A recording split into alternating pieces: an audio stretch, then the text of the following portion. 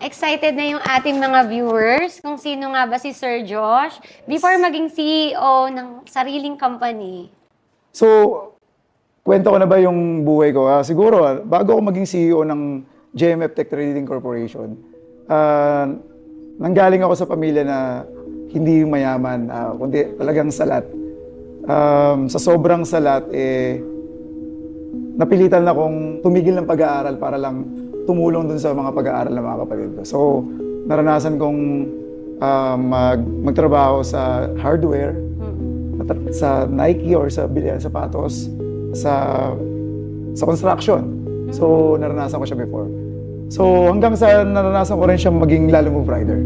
Yun yung buhay ko na sa sobrang hirap, minsan nga may part ng buhay ko na kailangan ko nang ibenta yung camera ko para lang mabayaran ko yung motor ko.